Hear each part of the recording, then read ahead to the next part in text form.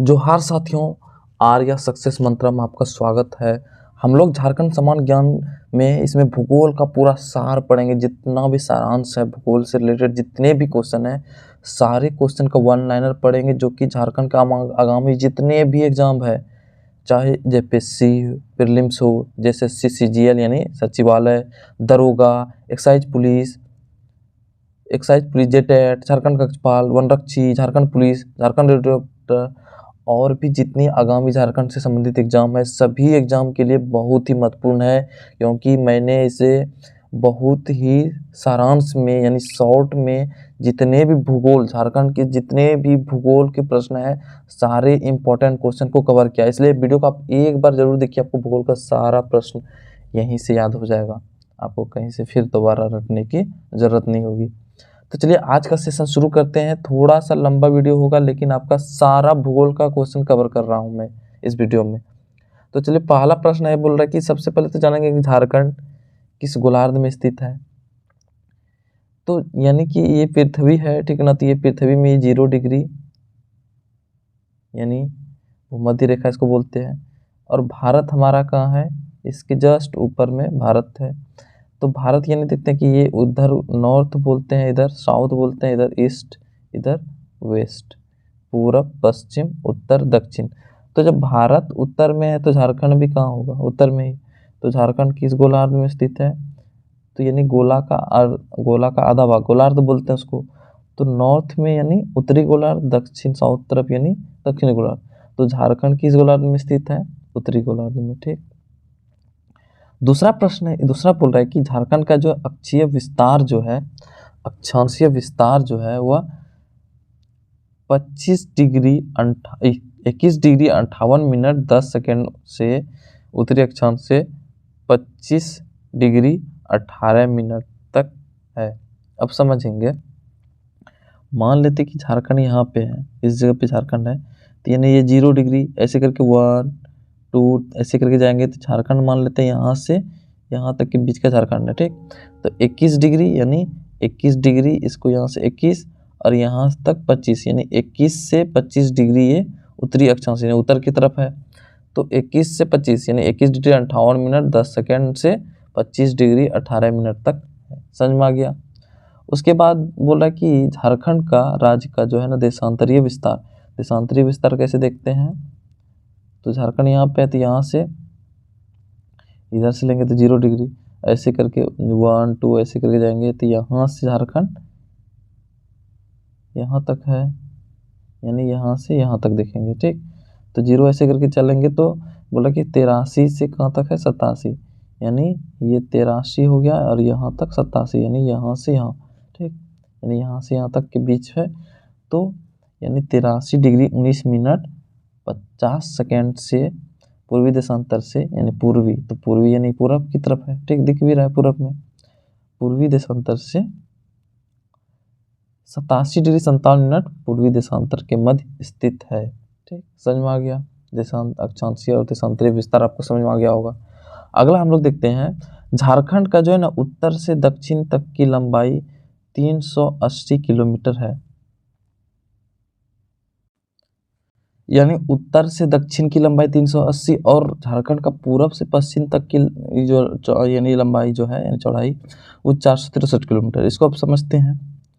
तो यानी ये झारखंड का मानचित्र हो गया, ठीक। तो इधर ये ईस्ट, इधर वेस्ट, इधर नॉर्थ, इधर साउथ, ठीक। तो ईस्ट से यानी यहाँ से यहाँ तक की लंबाई बोल रहा है, पूरब से पश्चिम की लंबाई बोल रहा है, दे दिया है पूरब से पश्चिम 463 किलोमीटर। और उत्तर से दक्षिण यानी नॉर्थ, यहाँ पे नॉर्थ है, उत्तर से दक्षिण यानी यहाँ से यहाँ तक की लंबाई कितना है, 400 यानी 380 किलोमीटर। समझ में आ गया। यानी पूरब से पश्चिम यानी यहाँ से यहाँ तक लंबा ज़्यादा है ना, तो 463 किलोमीटर। और पूरब से पश्चिम यानी यहाँ से यहाँ तक की लंबाई कितना है, 380 किलोमीटर। 463 और 380 याद हो गया। उसके बाद अगला हम लोग आते हैं झारखंड का क्षेत्रफल, यानी पूरे झारखंड का यहाँ से यहाँ तक ये पूरा जो झारखंड है इसका जो पूरा क्षेत्रफल जो होगा वो बोल रहा है कि 79,414 वर्ग किलोमीटर है। यानी 79,414 714 किलोमीटर स्क्वायर है। ठीक, यानी इतना झारखंड का क्षेत्रफल। अब झारखंड का क्षेत्रफल दिया हुआ है। अब झारखंड के क्षेत्रफल में ग्रामीण और शहर में इसको बांटते हैं, यानी 79,714 में ग्रामीण क्षेत्रफल और शहरी क्षेत्रफल को बांट देते हैं। तो ग्रामीण क्षेत्रफल है 77,922 वर्ग किलोमीटर और नगरीय क्षेत्रफल है 1792 वर्ग किलोमीटर। ठीक, अब इस दोनों में से अगर एक याद रख लेंगे तो दूसरा ऑटोमेटिक याद हो जाएगा। कैसे? अगर हम याद रख लेते कि ग्रामीण क्षेत्रफल मेरा कितना है 77,922, तो 79,714 में 77,922 को माइनस कर लेंगे तो यहाँ से निकल जाएगा 1792 किलोमीटर स्क्वायर। तो ये हो जाएगा हमारा शहरी यानी नगरीय क्षेत्रफल। ठीक, तो कोई एक, दोनों में से कोई एक याद रखना है तो दूसरा हमको ऑटोमेटिक याद हो जाएगा।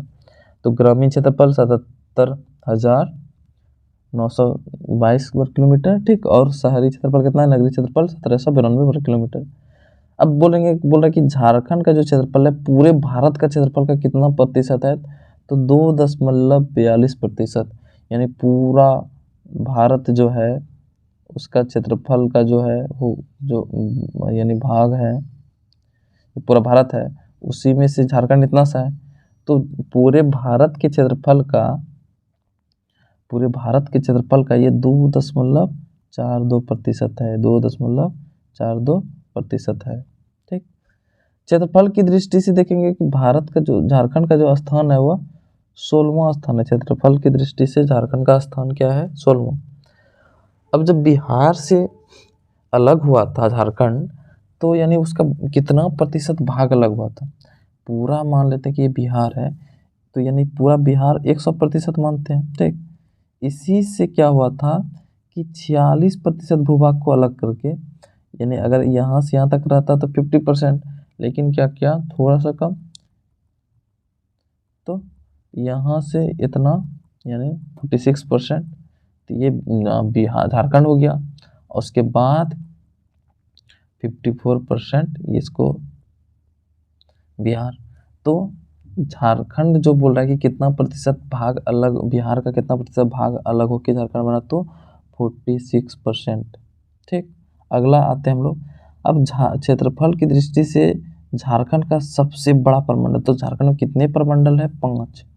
झारखंड में कुल कितने प्रमंडल है, 5। कौन कौन? उत्तरी छोटा नागपुर,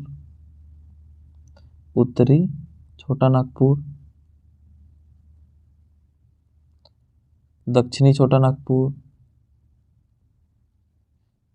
नागपुर, उसके बाद कोल्हान, पलामू, और एक हो गया संथाल परगना,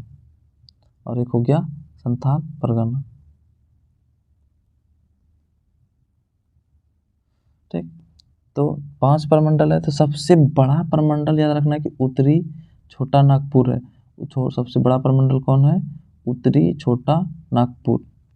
और क्षेत्रफल की दृष्टि से सबसे छोटा प्रमंडल याद रखना है पलामू।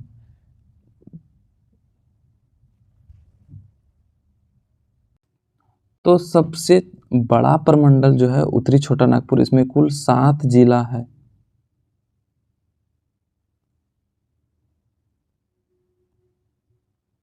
कुल 7 जिला है, यानी उत्तरी छोटा नागपुर में कुल कितने जिला है, 7। और सबसे छोटा प्रमंडल कौन है, पलामू, जिसमें कितना जिला है, 3 जिला।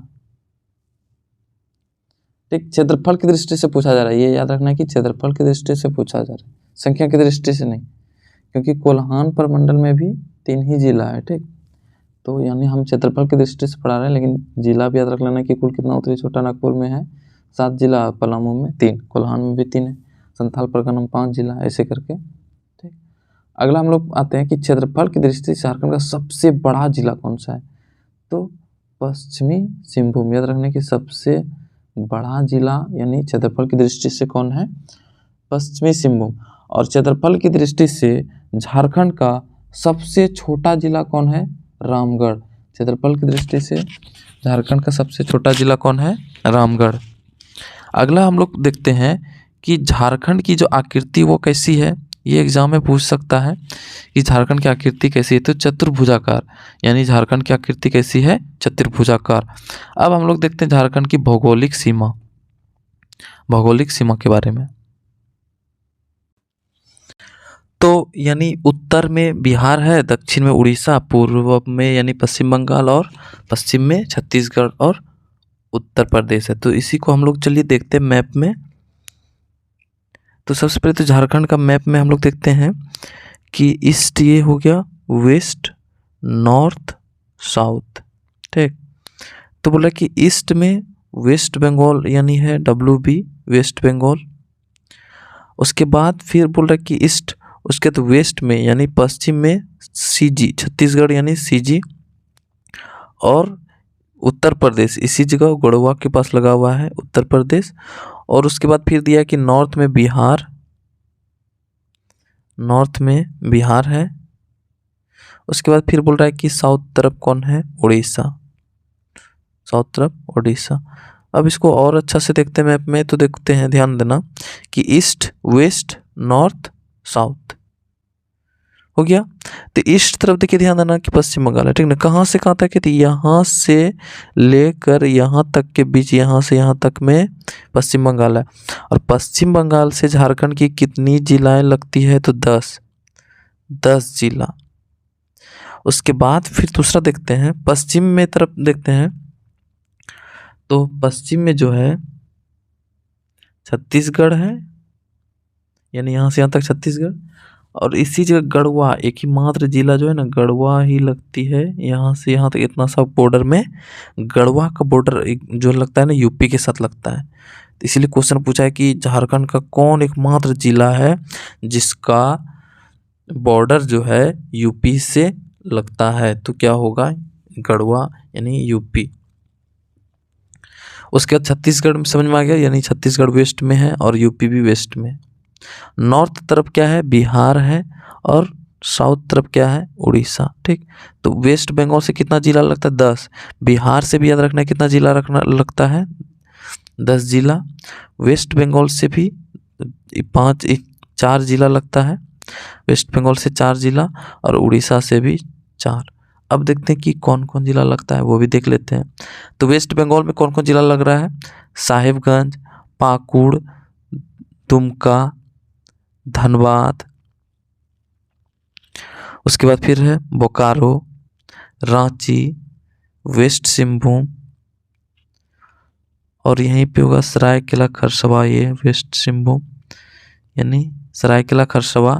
फिर ईस्ट सिंहभूम, तो ये पुराना मैप है, तो इसमें कि नहीं दिया हुआ है, सरायकेला खरसावां, खूंटी भी नहीं दिया हुआ है। तो उसके बाद फिर देखते हैं कि 4 जिला यानी इसका कौन कौन लगता है, उड़ीसा का, तो यानी गुमला। उसके बाद वेस्ट सिंहभूम, ईस्ट सिंहभूम और सरायकेला खरसावां, 4 जिला लग गया।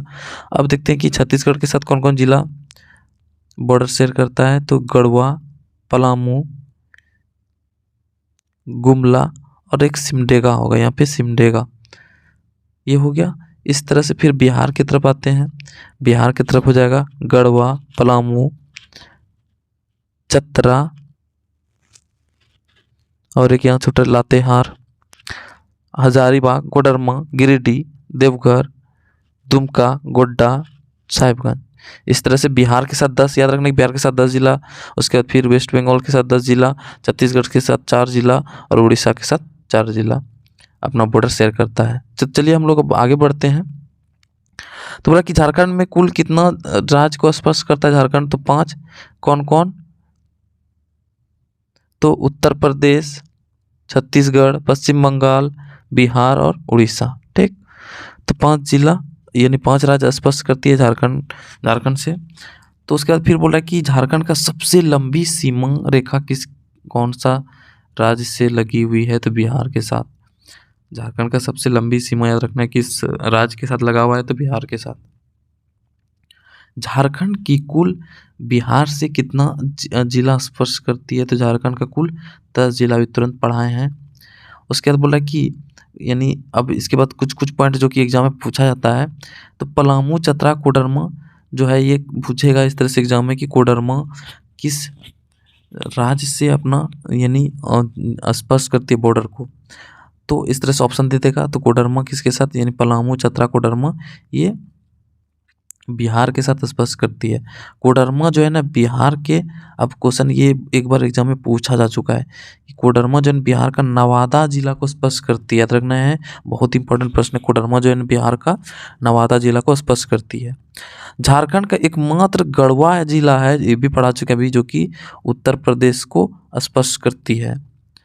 उसके बाद झारखंड का कुल 4 जिला छत्तीसगढ़ के साथ स्पर्श करती है, छत्तीसगढ़ के साथ।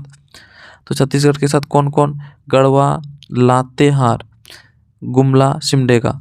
गढ़वा, लातेहार, गुमला, सिमडेगा ये छत्तीसगढ़ को स्पर्श करती है। और फिर झारखंड का 4 जिला उड़ीसा को सीमा स्पर्श करती है। 4 जिला उड़ीसा का, यानी झारखंड का 4 जिला उड़ीसा को स्पर्श करती है। उसके बाद झारखंड का कुल जो है ना 10 जिला है वेस्ट बंगाल यानी पश्चिम बंगाल की सीमा को स्पर्श करती है। बिहार का भी याद रखना है कि 10 और वेस्ट बंगाल यानी पश्चिम बंगाल का भी 10। तो ऐसे याद रह सकता है 10 10 4 4, 10 10 और 4 4, 4 4 किसका, छत्तीसगढ़ और उड़ीसा का, और 10 10 किसका, बिहार और पश्चिम बंगाल का। और यूपी का एकमात्र गढ़वा है, एक हो गया। उसके बाद झारखंड का पूर्वी, और एक प्रश्न को हम लोग याद करा देते हैं क्योंकि एग्जाम में बहुत ज़्यादा पूछा जाता है। तो इसको गौर से मैप में देखिए कि लोहरदगा और खूंटी ये दोनों जो है ना राज्य का मात्र, झारखंड राज्य का मात्र 2 जिला है। कौन कौन, लोहरदगा और दूसरा है खूंटी। ये दोनों एग्जाम में इसलिए पूछा जाता है क्योंकि ये किसी के साथ अपना बॉर्डर जो है ना शेयर नहीं करता है। ध्यान से देखो कि लोहरदगा और खूंटी ये दोनों किसी के साथ बॉर्डर शेयर, कोई भी राज्य इसके साथ बॉर्डर अपना शेयर नहीं करता है। इसीलिए ये दोनों एग्जाम में पूछा भी आता है कि झारखंड का कौन जिला है, कौन सा 2 जिला है जो कि अपना बॉर्डर किसी अन्य राज्य के साथ शेयर नहीं करता है। तो क्या होगा, लोहरदगा, खूंटी। इसको याद रखने का एक तरीका है लोहा का खुट्टी गाड़, लोहा का खूंटी यानी खूट गाड़, खूंटी जिसको बोलते हो, खूंटी गाड़। तो लोहा मतलब लोहरदगा, खूंटी मतलब खूंटी। तो लोहा का खूंटी गाड़, ऐसे आपको आप 1-2 बार इसको पढ़ोगे याद रख तो ऐसे याद रह जाएगा। और ट्रिक के थ्रू याद रखना आसान है, ठीक है, यानी क्योंकि एग्जाम में हो सकता है भूल जाओगे। तो याद रखना कि लोहरदगा और खूंटी किसी भी राज्य के साथ अपना बॉर्डर शेयर नहीं करती है। इसको याद रखने का तरीका है लोहा का खूंटी गाड़, ठीक। अब हम लोग अगले प्रश्न पर आते हैं। तो झारखंड का जो बोल रहा है कि पूर्वी सिंहभूम जिला पश्चिम बंगाल को स्पर्श करती है। पूर्वी सिंहभूम जिला याद रखना कि ये पश्चिम बंगाल को स्पर्श करती है। झारखंड राज्य अपनी दक्षिणी सीमा उड़ीसा राज्य के साथ बांटती है। दक्षिणी सीमा उड़ीसा, उत्तरी बिहार। तो उसके छोटा नागपुर का पठार ये प्रायद्वीपीय पठार का एक भाग है। छोटा नागपुर पठार किसका भाग है, प्रायद्वीपीय पठार का एक भाग है। छोटा नागपुर पठार की जो रचना हुआ है वह लावा चट्टान से हुआ। याद रखना कि छोटा नागपुर पठार की रचना जो हुआ है वह लावा चट्टान से हुई है। उसके बाद फिर आगे देखते हैं हम लोग कि छोटा नागपुर का पठार जो है ना राज्य के कुल भूभाग का 47.8% है। यानी पूरा राज्य का जो है ना 47.8% क्या है, छोटा नागपुर का पठार। यानी छोटा नागपुर का पठार को फिर 2 भाग में बांटते हैं, उत्तरी छोटा नागपुर और दक्षिण छोटा नागपुर। लेकिन अगर दोनों को मिलाते हैं तो सबसे ज़्यादा भूभाग तो उसी का हो गया ना, छोटा नागपुर का। तो छोटा नागपुर का यानी 47.8% भाग सिर्फ छोटा नागपुर का पठार है। उसके बाद बोला कि छोटा नागपुर का वर्तमान धरातल का निर्माण जो है ग्रेनाइट और नीस चट्टान से हुआ है। छोटा नागपुर का वर्तमान धरातल याद रखना कि छोटा नागपुर पठार का निर्माण किस चट्टान से हुआ, ग्रेनाइट और नीस चट्टान से हुई है। छोटा नागपुर पठार एक संप्राय भूमि है। छोटा नागपुर का पठार खनिजों का गोदाम के नाम से जाना, बहुत इंपॉर्टेंट प्रश्न है कि छोटा नागपुर का पठार को खनिजों का गोदाम के नाम से जाना जाता है। और छोटा झारखंड का सबसे ऊंचा भूभाग पाठ क्षेत्र है, इसी में पारसनाथ की पहाड़ी, ये पारसनाथ की पहाड़ी को छोड़कर जो है जो एरिया कहलाता है उस झारखंड का सबसे ऊंचा भूभाग को पाठ क्षेत्र, सबसे याद रखना, पहले सबसे समझो कि झारखंड का सबसे ऊंचा भूभाग को पाठ क्षेत्र कहा जाता है, ठीक। लेकिन उसमें पहाड़ी छोड़ देते हैं, तो सबसे ऊंची पहाड़ी हम लोग का तो पारसनाथ पहाड़ी ना, इसको हटा करके जो इतना भूभाग क्षेत्र है उसी को ऊंचाई ऊंचा वाला तो उसको पाठ क्षेत्र बोलेंगे।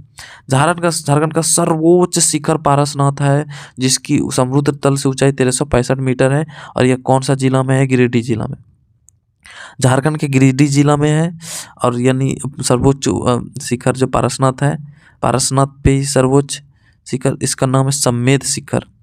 सबसे ऊंची पहाड़ी तो पारसनाथ है, उसमें सर्वोच्च शिखर, सबसे ऊंचा शिखर जो है सम्मेद शिखर, जहाँ पे हाल ही में विवाद चल रहा था, इसलिए न्यूज में, इसलिए इस एग्जाम में पूछेगा ही, याद रख लेना है। तो इसका 1365 मीटर इसकी ऊंचाई है। और यह कौन सा जिला में? गिरिडीह कौन सा प्रमंडल में है? तो उत्तरी छोटा नागपुर, याद रखना है, उत्तरी छोटा नागपुर। उसके बाद फिर हम लोग 38वां प्रश्न पर आ जाते हैं कि झारखंड में सर्वाधिक किस प्रकार का चट्टान पाई जाती है? आर्कियन चट्टान, झारखंड में सर्वाधिक आर्कियन चट्टान पाई जाती है। 39वां देखते हैं कि झारखंड की जलवायु कैसी है? उष्णकटिबंधीय मानसूनी है। झारखंड की जलवायु उष्णकटिबंधीय मानसूनी है। और झारखंड में मानसून कब प्रवेश करता है? 10 जून को प्रवेश करता है, लगभग जो है 10 जून के आसपास यानी प्रवेश कर जाता है झारखंड में मानसून। झारखंड में वर्षा जो है दक्षिणी पश्चिमी मानसून से होता है, और झारखंड में जो है मानसून मध्य अक्टूबर में लौटता है, जब लौटेगा वापस मध्य अक्टूबर में लौटता है। वर्षा किससे होती है? दक्षिणी पश्चिमी मानसून से होती है। झारखंड का औसत वर्षा कितना है? 140 सेंटीमीटर। याद रखना है कि झारखंड की औसत वर्षा कितना है? 140 सेंटीमीटर। झारखंड में सर्वाधिक गर्मी वाला शहर कौन है? सबसे गर्म ज़्यादा कहाँ रहता है, कौन सा शहर में? तो जमशेदपुर में सबसे ज़्यादा गर्म रहता है। झारखंड का नेतरहाट का पठार क्षेत्र जो है ना सर्वाधिक औसत वर्षा वाला क्षेत्र है। झारखंड का नेतरहाट का पठार लातेहार में है, तो लातेहार यानी नेतरहाट का जो पठार क्षेत्र है वहाँ पे सर्वाधिक औसत वर्षा होती है। झारखंड का औसत वार्षिक तापमान कितना रहती है? 25 डिग्री सेल्सियस। औसत वार्षिक तापमान अगर देखेंगे झारखंड का तो वो 25 डिग्री सेल्सियस है। झारखंड का सबसे बड़ी और लंबी नदी दामोदर नदी है। झारखंड की सबसे लंबी, सबसे बड़ी नदी दामोदर नदी, इसकी लंबाई झारखंड में दामोदर की लंबाई 290 किलोमीटर है। झारखंड की सबसे प्रदूषित नदी भी दामोदर नदी ही है। बंगाल का शोक दामोदर नदी को ही कहा जाता है। बंगाल का शोक यानी बंगाल का दुख दामोदर नदी को ही कहता है, क्योंकि अगर बंगाल यानी दामोदर नदी बहुत ज़्यादा अगर पानी आ गया तो समझ लीजिए कि बंगाल के लोगों के लिए सर दर्द है एक तरह से। उसके बाद फिर आगे देखते हैं दामोदर नदी कहाँ से निकलती है? लातेहार के टोरी नामक स्थान के चूल्हा पानी जगह से निकलती है। चूल्हा पानी जगह का नाम है जो कि टोरी में है, और टोरी कहाँ है? लातेहार जिला। उसके बाद दामोदर नदी को जो है ना बंगाल का शोक के नाम से भी जाना जाता है। और झारखंड की सबसे प्रदूषित नदी भी दामोदर नदी कहलाता है। ये बहुत इंपॉर्टेंट प्रश्न है कि दामोदर नदी को ही देव नदी के नाम से भी जाना जाता है। बराकर, बोकारो, कोनार, भैरवी, ये दामोदर नदी की सहायक नदी है। बराकर, बोकारो, कोनार, भैरवी, ऐसे करके 2-3 बार आप पढ़ोगे तो ऐसे याद रह जाएगा। बराकर, बोकारो, कोनार और भैरवी, ये जो है दामोदर नदी की सहायक नदी है। बराकर नदी दामोदर नदी की सहायक नदी है। धनबाद और गिरिडीह दामोदर नदी के तट पर बसा। याद रखना है कि दामोदर नदी के तट पर धनबाद और गिरिडीह बसा हुआ है। स्वर्ण रेखा जो है नदी झारखंड की एकमात्र नदी है जो स्वतंत्र रूप से बंगाल की खाड़ी में गिरती है, मतलब कि ये किसी अन्य नदी में मिलती नहीं है और डायरेक्ट जाके बंगाल की खाड़ी में गिर जाती है। स्वर्ण रेखा नदी जो है नगड़ी रांची से निकलती है। याद रखना है कि स्वर्ण रेखा नदी नगड़ी रांची से निकलती है। झारखंड की स्वर्ण रेखा नदी की रेत में सोना पाया जाता है। और जुमार, रारू, कांची, खरकई, संजय, ये स्वर्ण रेखा नदी की सहायक नदी है। सबसे पहले तो स्वर्ण रेखा नदी पढ़ा थी यानी सोना पाया था, तो ऐसे याद रह जाएगा। याद रखने का पॉइंट ये है इसकी सहायक नदी कौन कौन है? जुमारू, रारू, कांची, खरकई, संजय, ये सब जो नदियां हैं वो स्वर्ण रेखा की सहायक नदियां हैं। सोन नदी जो है अमरकंटक की पहाड़ी से निकलती है। सोन नदी जो है अमरकंटक की पहाड़ी से निकलती है। सोन नदी जो झारखंड के गढ़वा जिले में सर्वप्रथम प्रवेश करती है। ये इंपॉर्टेंट प्रश्न हो जाता है कि झारखंड में सोन नदी सर्वप्रथम किस जिला में प्रवेश करती है, तो गढ़वा जिला में। उत्तरी कोयल नदी जो है ना वो सोन की सहायक नदी है। उत्तरी कोयल सोन की सहायक नदी है। और उत्तरी कोयल नदी जो है ना पिस्का रांची से निकलती है। उत्तरी कोयल नदी जो है ना वो पिस्का जगह का नाम है, रांची में, वहीं से निकलती है। औरंगा और अमानत जो है ना ये उत्तरी कोयल की सहायक नदियां हैं। औरंगा और अमानत उत्तरी कोयल की सहायक नदियां हैं। औरंगा नदी जो है रांची जिला से निकलती है। औरंगा जो नदी है वह रांची जिला से निकलती है। अमानत नदी हजारीबाग से निकलती है। अमानत याद रखना, हजारीबाग से निकलती है। हजार अमानत, इस ट्रिक है एक तरह से, हजार अमानत। तो हजारीबाग से कौन सी नदी निकलती है, अमानत नदी। दक्षिणी कोयल नदी जो है ना नगड़ी रांची से निकलती है। दक्षिणी कोयल नदी, दक्षिणी कोयल नदी की सबसे बड़ी सहायक नदी कारो है। ये इंपॉर्टेंट प्रश्न हो जाता है, दक्षिणी कोयल की सबसे बड़ी सहायक नदी कौन है, तो कारो। शंख और दक्षिणी कोयल जो है ना उनमें से एक दूसरे से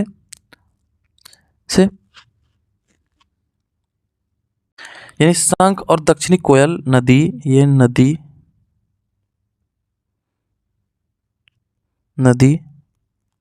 उड़ीसा में एक दूसरे से मिलती है। उड़ीसा, ये इंपॉर्टेंट प्रश्न हो जाता है, उड़ीसा में शंख और दक्षिणी कोयल नदी कहाँ मिलती है एक दूसरे से, तो ये जाके जो मिलती है उड़ीसा में मिलती है, ठीक ना, याद रखना है। मोर यानी जिसका दूसरा नाम है मयूराक्षी नदी, मोर यानी दूसरा नाम है मयूराक्षी नदी का उद्गम स्थल त्रिकुट पहाड़ी देवघर है। और झारखंड का एकमात्र मोर नदी है जिसमें नौकायान होता है, मतलब कि उसमें नाव चलती है। तो गुमानी नदी उसके बाद ये राजमहल की पहाड़ी से निकलती है। गुमानी नदी जो है ये राजमहल की पहाड़ी से निकलती है। राजमहल की पहाड़ी के एरिया में ही काली मिट्टी पाई जाती है। झारखंड में काली मिट्टी राजमहल क्षेत्र में ही पाई जाती है। गुमानी नदी की सहायक नदी, गुमानी नदी की सहायक नदी कौन है, मैरल, ये गुमानी नदी की सहायक नदियाँ हैं। ब्राह्मणी नदी जो है दुधवा पहाड़ी दुमका से निकलती है। ब्राह्मणी नदी जो है वो दुधवा पहाड़ी दुमका से निकलती है। गुमी एरो ब्राह्मणी नदी की सहायक नदी है। गुमी और एरो ब्राह्मणी नदी की सहायक नदियाँ याद रखना है। अजय नदी जो है मुंगेर बिहार से निकलती है। अजय नदी ये मुंगेर बिहार का एक जिला है, वहीं से निकलती है। अजय नदी की सहायक नदी कौन कौन है, तो पत्थरों और जयंती। गंगा नदी झारखंड के साहेबगंज जिला से होकर गुजरती है। तो झारखंड का एकमात्र जिला साहेबगंज है जहाँ से गंगा नदी गुजरती है। तो ये इंपॉर्टेंट हो जाता है क्योंकि एक ही है, इसलिए ये एग्जाम में एक बार पूछा भी जा चुका है, ठीक। तो इसको नोट कर लेना, याद रख लेना है। भारत का प्रथम बहुउद्देशीय नदी घटी परियोजना दामोदर घाटी परियोजना है। और दामोदर घाटी परियोजना की रूपरेखा जो है ना अमेरिका की टेनेंसी घाटी योजना पर आधारित यानी तैयार किया गया था। और इसका जो स्थापना किया गया था 1948 ईस्वी में की गई थी दामोदर घाटी परियोजना की। और इस पर जो है कुल 3 बांध और 3 तापीय विद्युत केंद्र की स्थापना का प्रावधान किया गया था। दामोदर नदी पर स्वतंत्र भारत का प्रथम, ये इंपॉर्टेंट हो जाता है, स्वतंत्र भारत का, पूरे भारत का प्रथम जल विद्युत योजना बनाई गई थी। पूरे भारत का प्रथम बहुउद्देशीय नदी घाटी परियोजना भी दामोदर घाटी परियोजना है। और यह जो है इसकी जो रूपरेखा बनाई गई थी वो अमेरिका की टेनेंसी घाटी योजना के आधार पर बनाई गई थी। और इसकी स्थापना दामोदर घाटी परियोजना की स्थापना 1948 में की गई थी। इस पर कुल 3 बांध और 3 तापीय विद्युत केंद्र है। और स्वतंत्र भारत का प्रथम जल विद्युत योजना भी यही बनाई गई थी। बराकर नदी पर जो है ना बना बाल पहाड़ी बांध झारखंड के गिरिडीह जिला में है। बाल पहाड़ी बांध जो है बराकर नदी पर बना है और यह कौन सा जिला में है, गिरिडीह जिला में है, ठीक। अब हम लोग अगला प्रश्न पर आते हैं। उसके बाद देखते हैं कि बर्मा और अय्यर बांध जो है ये दामोदर नदी पर है।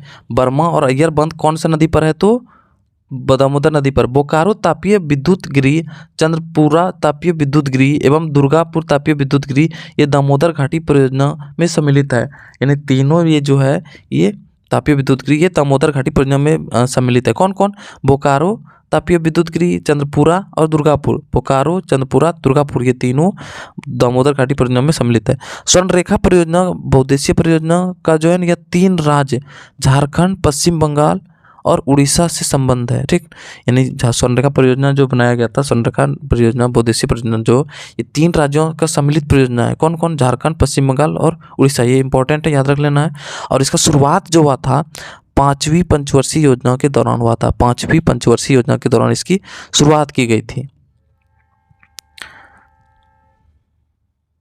5वीं पंचवर्षीय योजना का जो काल था वो 1974 से 1979 तक था। इसी के दौरान यानी 5वीं पंचवर्षीय योजना का काल 74 से 79 तक के था।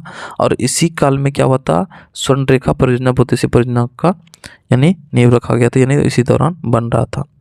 उसके बाद चांडिल और डिमना डैम जो है ये स्वर्णरेखा नदी पर है। चांडिल डैम और डिमना डैम ये दोनों किस नदी पर है? तो स्वर्णरेखा नदी पर। चांडिल डैम सरायकेला खरसावां में है, सरायकेला खरसावां में है।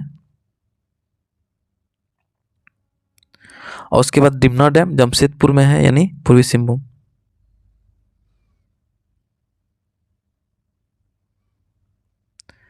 81वां प्रश्न है कि मयूराक्षी परियोजना का विस्तार जो है झारखंड और पश्चिम बंगाल राज्यों में, झारखंड और पश्चिम बंगाल में इस पर जो है दुमका जिले में मसानजोर डैम यानी कनाडा डैम निर्मित है।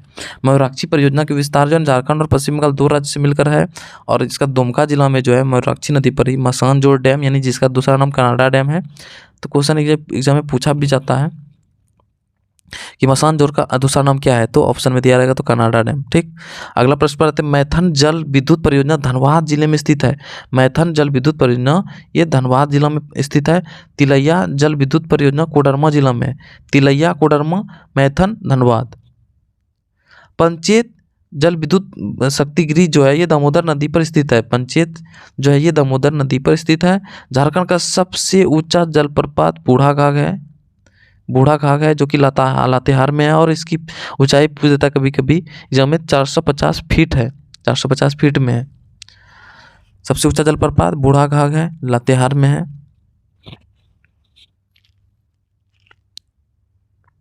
बूढ़ाघाघ जलप्रपात को लोधाघाघ के नाम से भी जाना जाता है। झारखंड का द्वितीय सबसे ऊंचा जलप्रपात हुंड्रू जो कि स्वर्णरेखा नदी पर है, जिसकी ऊंचाई 243 फीट है।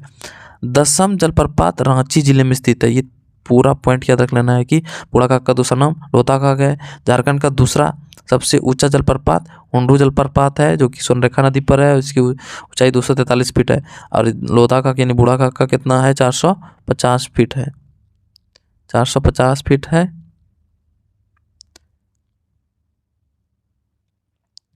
और 10वां जलप्रपात 10वां कांची नदी पर है, याद रखना कि कांची नदी पर है 10वां जलप्रपात। और यह किस जिला में? तो रांची जिला में। गौतम धारा जलप्रपात राड़ू नदी पर है। गौतम धारा जलप्रपात जो है ना ये राड़ू नदी पर स्थित है। हिरनी जलप्रपात पश्चिम सिंहभूम जिले में, याद रखना कि पश्चिमी सिंहभूम जिले में हिरनी जलप्रपात है। गौतम घाघ जलप्रपात लातेहार में। गौतम घाघ जलप्रपात कहाँ है? लातेहार में स्थित है। रजरप्पा जलप्रपात रामगढ़ में है। रजरप्पा, रामगढ़। रजरप्पा जलप्रपात जो है ना दामोदर तथा भेड़ा नदी के संगम पर स्थित है। दामोदर और भेड़ा नदी के संगम पर स्थित है। दामोदर का ये सहायक नदी है भेड़ा। पंचघाघ जलप्रपात जो है ना खूंटी जिला में स्थित है। और नागफनी जलप्रपात गुमला जिला में स्थित है। नागफनी, गुमला। झारखंड का सर्वाधिक गर्म जलकुंड सूर्यकुंड है जो कि हजारीबाग में स्थित है। इसका टेम्परेचर कितना रहता है? 88 डिग्री सेल्सियस। उसके अगला प्रश्न पर आते हैं। झारखंड के सर्वाधिक मात्रा में कौन सी मिट्टी पाई जाती है? तो लाल मिट्टी। झारखंड में सबसे अधिक लाल मिट्टी पाई जाती है। झारखंड में अधिक मूल की लाल मिट्टी जो है ना हजारीबाग और कोडरमा में पाई जाती है। अवरक मूल की मिट्टी, अवरक मूल की लाल मिट्टी जो है हजारीबाग और कोडरमा में पाई जाती है। झारखंड में काली मिट्टी जो राजमहल ट्रैप में पाई जाती है। पलामू में पीली मिट्टी, पौ से पलामू, पौ से पीली, याद रख लेना है। पलामू में पीली मिट्टी पाई जाती है। झारखंड में लेटराइट मिट्टी के मुख्य क्षेत्र पहाड़ क्षेत्र, राजमहल क्षेत्र और पूर्वी सिंहभूम, यानी ये सब एरिया में लेटराइट मिट्टी पाई जाती है। झारखंड में जलोढ़ मिट्टी का विकास जो मुख्य रूप से साहेबगंज और पाकुड़ क्षेत्र में हुई है। झारखंड में जलोढ़ मिट्टी का विकास कहाँ हुई है? साहेबगंज और पाकुड़ क्षेत्र में। और झारखंड की अर्थव्यवस्था का मुख्य आधार कृषि है। झारखंड की अर्थव्यवस्था का मुख्य आधार क्या है? कृषि। झारखंड की 38 लाख हेक्टेयर भूमि कृषि योग्य है। 38 लाख हेक्टेयर भूमि क्या है? कृषि योग्य है। झारखंड में कौन कौन सी फसलें उगाई जाती है? तो खरीफ फसल, रबी फसल और जायद फसल उगाई जाती है। झारखंड में वर्तमान में खाद्य उत्पादन 22 लाख मीट्रिक टन होती है। झारखंड में खाद्यान्न उत्पादन जो है 22 लाख मीट्रिक टन में होती है। झारखंड का मुख्य फसल क्या है? तो धान। झारखंड का मुख्य फसल धान है। झारखंड में सर्वाधिक क्षेत्र पर धान की फसल बोई जाती है। झारखंड में धान का उत्पादन क्षमता लगभग 1930 किलोग्राम प्रति हेक्टेयर है। झारखंड में धान का सबसे बड़ा उत्पादक क्षेत्र पश्चिमी सिंहभूम, याद रखना कि पश्चिमी सिंहभूम है सबसे बड़ा धान उत्पादक क्षेत्र, पश्चिमी सिंहभूम है। झारखंड में मक्का का सर्वाधिक उत्पादन पलामू में होता है। झारखंड में मक्का का सबसे ज़्यादा उत्पादन कहाँ होता है? पलामू में। झारखंड में गेहूँ, दलहन और जौ ये भी ज़्यादा पलामू में ही होता है। गेहूँ, दलहन और जौ पलामू में। झारखंड में ज्वार और बाजरा यानी मोटा अनाज में आता है ये लोग। तो ये सब का उत्पादन सबसे ज़्यादा कहाँ होता है? हजारीबाग में। मुख्य उत्पादक जिला जो है वो हजारीबाग है। आलू के उत्पादन में झारखंड का हजारीबाग जिला अग्रणी है, यानी सबसे ज़्यादा आलू का उत्पादन हजारीबाग में होता है। झारखंड के कुल जल संसाधन का 82.7% भाग सतही जल से संबंधित है। यानी सतही जल कितना है? कुल जल संसाधन का 82.7%। झारखंड के बोल रहा है कि कुल जल संसाधन का 17.3% भाग जो है ना भूमिगत जल से संबंधित है। झारखंड में 1% कृषि भूमि को सिंचाई सुविधा प्राप्त है। यानी झारखंड का मात्र 1% कृषि भूमि को ही सिंचाई की सुविधा प्राप्त है।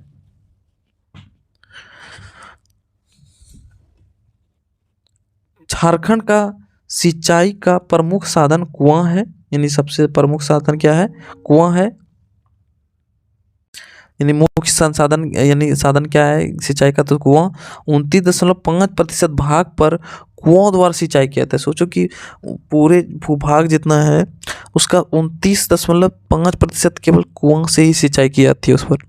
झारखंड के कुल सिंचित क्षेत्र के 18.5% भाग पर तालाब द्वारा सिंचाई की जाती है। और झारखंड का कुल सिंचित भूमि यानी सिंचाई योग्य भूमि को सिंचित भूमि कहते हैं, उसका 17.13% भाग पर नहर द्वारा सिंचाई की जाती है। झारखंड के कुल सिंचित भूमि का 8.4% भाग नलकूप द्वारा सिंचा जाता है। और नलकूप द्वारा सर्वाधिक सिंचाई वाला झारखंड का कौन सा जिला है? लोहरदगा का। नलकूप द्वारा सर्वाधिक जो है कौन सा जिला की में सिंचाई की जाती है? तो लोहरदगा जिला में। अगले प्रश्न पर आते हैं हम लोग। बोला कि झारखंड के कुल क्षेत्रफल में वनों का प्रतिशत कितना है? तो 29.76%। 29.76% वन है। यह जो डाटा यह फॉरेस्ट का जो वन रिपोर्ट जो आया था 2021 का रिपोर्ट है, ठीक ना। याद रखना है कि ये लेटेस्ट डाटा है। तो 29.76% इसे याद रख लेना है। वन झारखंड में कुल क्षेत्रफल का वन कितना प्रतिशत है? 29.76%।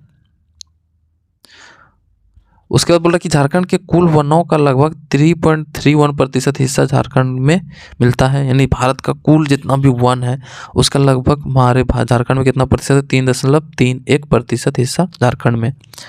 झारखंड राज्य के वनस्पति प्रदेश में उष्णकटिबंधीय आर्द्र पतझड़ वन एवं उष्णकटिबंधीय शुष्क पतझड़ वन शामिल है। उसके बाद फिर अगला देखते हैं कि झारखंड में सबसे प्रमुख वृक्ष कौन है? तो साल वृक्ष है। यानी साल यानी सखुआ जिसको बोलते हो, सखुआ।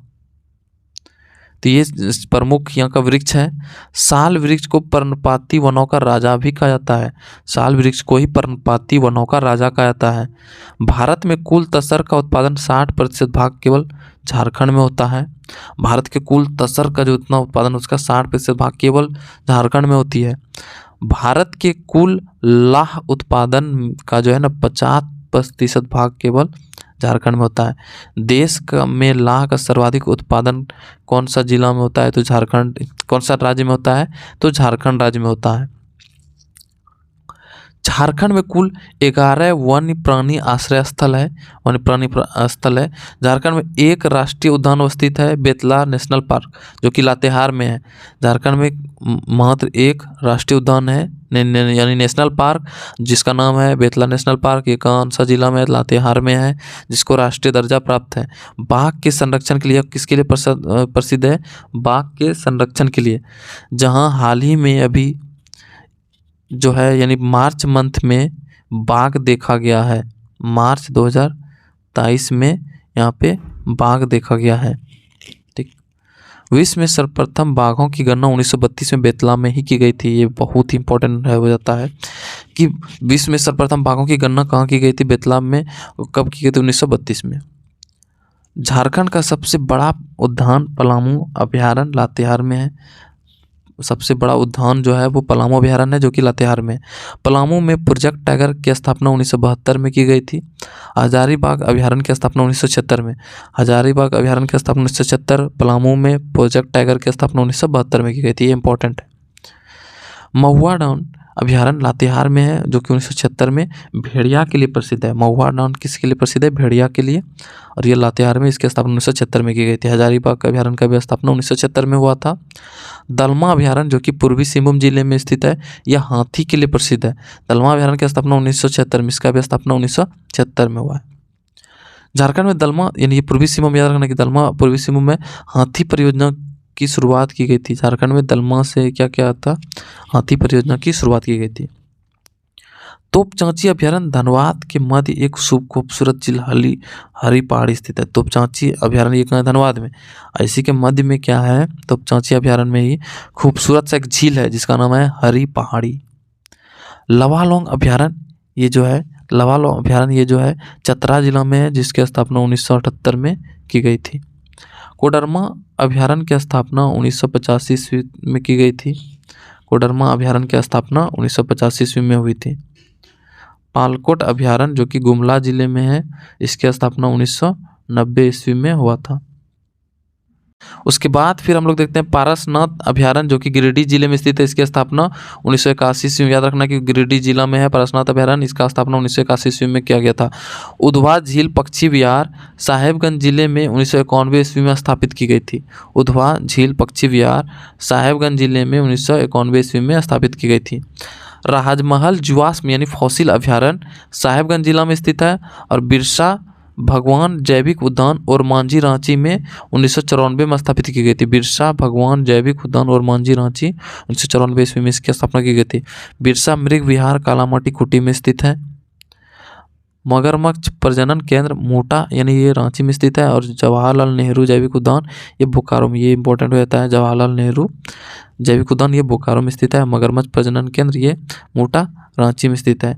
जुबली पार्क जमशेदपुर में स्थित है। जुबली पार्क जो है ये जमशेदपुर का कौन सा जिला में है? पूर्वी सिंहभूम में, पूर्वी सिंहभूम में है। नक्षत्र वन और सिद्धू कान्हू पार्क ये कहाँ है? रांची में स्थित है। नक्षत्र वन और सिद्धू कान्हू पार्क कहाँ है? रांची में स्थित है। झारखंड में विद्युत ऊर्जा का सबसे बड़ा स्रोत तापीय विद्युत है। झारखंड में सबसे ज़्यादा तापीय विद्युत से ही ऊर्जा उत्पन्न की जाती है। पतरातू थर्मल विद्युत शक्ति गृह जो है ना, ये रामगढ़ में है, और ये USSR तकनीक की सहायता से बना था। USSR की तकनीक से बना था। दामोदर नदी पर स्वतंत्र भारत का प्रथम जल विद्युत योजना बनाई गई थी। काली मिट्टी बेसोल्ट चट्टान से, बहुत इंपॉर्टेंट प्रश्न है कि बेसोल्ट चट्टान से बनती है। नहरों द्वारा सर्वाधिक सिंचाई झारखंड के सिंहभूम क्षेत्र में होती है। सिंहभूम क्षेत्र में झारखंड में नहरों द्वारा सर्वाधिक सिंचाई की जाती है। देवघर जिला में तालाब द्वारा से अधिक सिंचाई की जाती है। सर्वाधिक सिंचाई देवघर में तालाब द्वारा की जाती है। गुमानी जिला में कुआं द्वारा सिंचाई सबसे ज़्यादा होती है। उत्पादकता की दृष्टि से अगला प्रश्न है कि झारखंड में दूसरी प्रमुख फसल क्या है? मक्का। प्रथम क्या है? धान, दूसरा मक्का। पलामू झारखंड की 75% भाग जो है जनसंख्या अभी भी किस में है? कृषि में संलग्न है, 75% भाग। दामोदर घाटी परियोजना झारखंड और पश्चिम बंगाल दोनों का संयुक्त परियोजना है। तो ये था पूरे झारखंड का सार, जिसमें हम लोग टॉप 150 के आसपास लगभग क्वेश्चन पढ़े।